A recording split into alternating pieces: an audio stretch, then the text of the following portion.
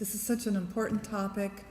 I do teach environmental education through Native American lenses at PSU, as well as a Learning Gardens and Civic Affairs course, which is for senior capstone students.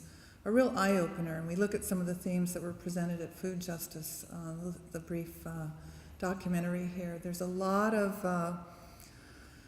videos, a lot of grassroots movements going on in communities around the country, as well around the globe. And in looking at that, I wanted to just speak a little bit about, as a Native person from this region, Nez Perce in the Idaho, Eastern Oregon area, and living all my life here in the West. We have reservation communities across the country that remind me of the West Oakland scenario. We don't have access to healthy foods, grocery stores. Our reservations are rung around the edges with liquor stores.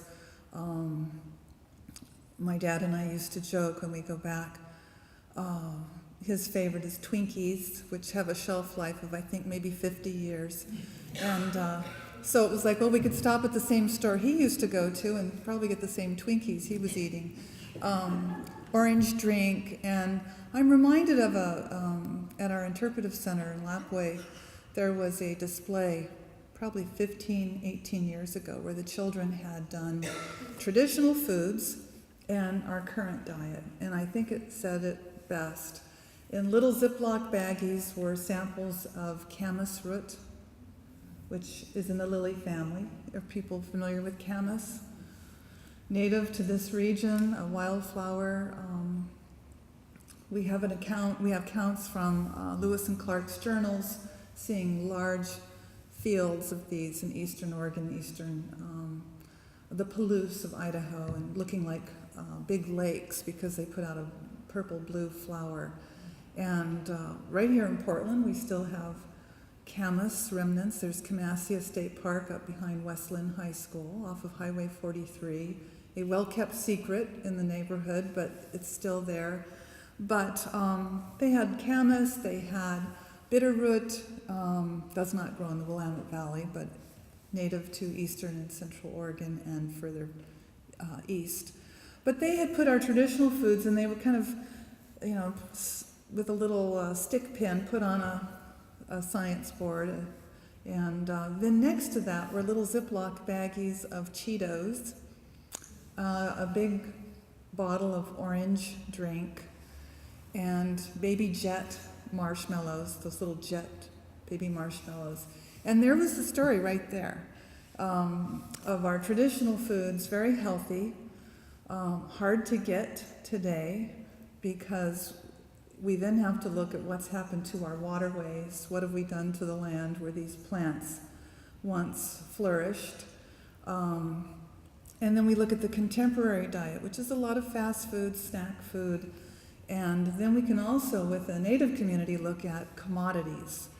And commodities are part of the process, what we call today, of decolonizing from the colonizer's diet of white flour, white sugar, powdered milks, and dairy, which were not part of our traditional diet. And consequently, when our traditional foods were either overhunted, or the salmon were no longer accessible, or our traditional places to dig root and gather and pick became developed or inaccessible to us, then we were substituted with these foods that have given us the highest rate of type 2 diabetes in the country. And so obesity is an issue, heart disease, the same list that the folks in West Oakland were talking about.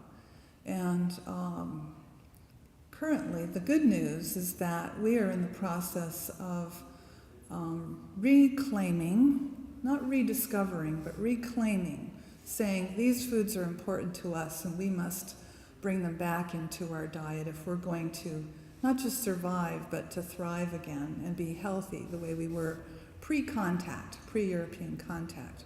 In the urban setting, And as an urban Indian, as we look at over 250 different tribes represented in the Portland urban community, Portland Indian community, we can bring in other parts of the country's diet, whether that's Buffalo Nation, Salmon Nation, different grains, different seeds, different nuts, different roots that everyone has a history of at one time digging, picking, fishing, hunting for, and bring those into a contemporary setting where we can begin to heal, and not just physically, but heal the emotional trauma and the mental trauma, the spiritual trauma of what colonization and genocide brought to the people of this continent.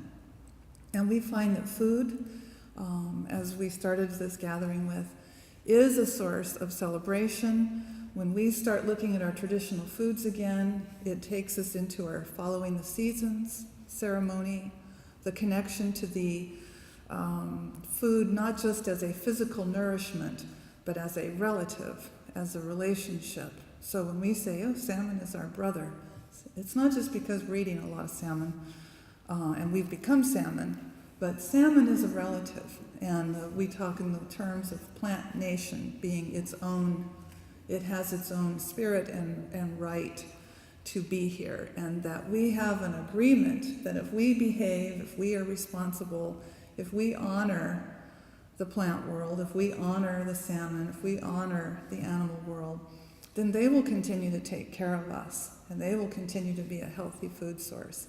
And so part of this interesting time in the 21st century is that we are reconnecting with foods, but we're reconnecting with those really ancient relationships.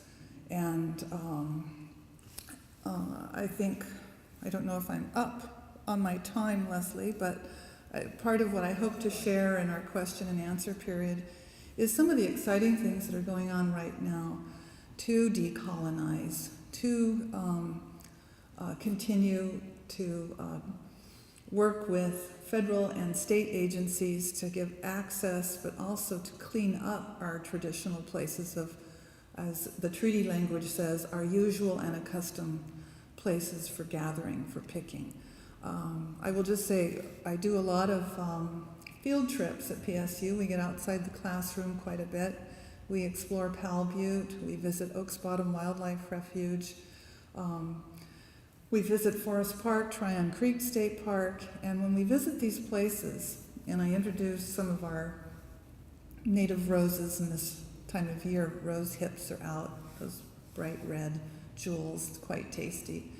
And we're munching, everyone can take one, because we realized that if everybody wanted to eat this incredibly nutritious late summer, fall food like a rose hip, high in vitamin C, bioflavonoids, that we'd have to start looking at what we've done the last 100 years to this place to make sure that it isn't contaminated. How do we clean this back up?